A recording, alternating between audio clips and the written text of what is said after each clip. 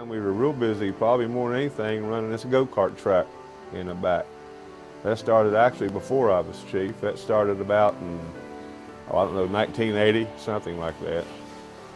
But I think it played a primary part in us getting the new truck we got, if I'm not mistaken. But we stayed real busy several years for that Go Kart track. That Go Kart track was sort of a birth of Glenn Cox, who now works for NASCAR in the Craftsman Truck Series, and it was his idea. He had been around racing all of his life, and actually probably wouldn't got off the ground here, but Darrell Wellman took an interest in it, so when that happened, we were good to go.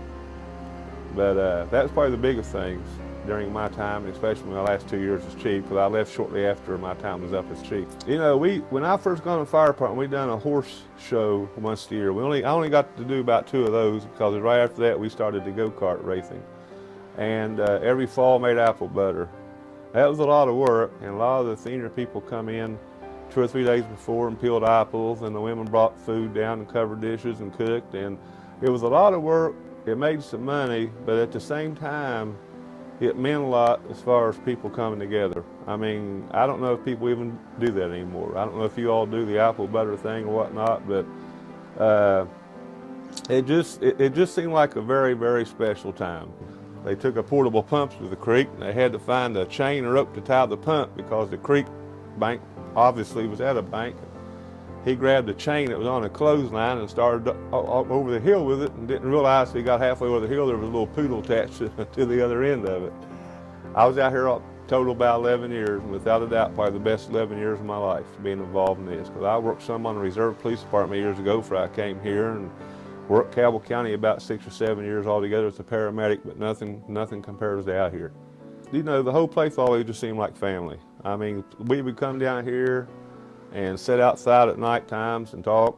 And again, that didn't sit well with some of the wives, but I tell you a real interesting story. We sat outside here one night, and somebody said it would be nice. The only thing that was at this intersection was the mini mart. And somebody said, well, it'd be nice if they could ever build a McDonald's out here. And everybody just laughed. They said that will never happen. You drive through this community now, you got everything in the world out here, and that's sort of wild. Cause I mean, I knew it would build after time, but I never dreamed it would build up like this. But it's not just the fire department; it's the whole community. Like I said, I'm getting ready to move back to Georgia, but if I was going to stay here, I would definitely be coming back out toward Lavalette. There's not a day goes by that seems like I think of something that happened out here, and I love to tell stories anyway. And the Lavalette Fire Department will always play a big part in my storytelling.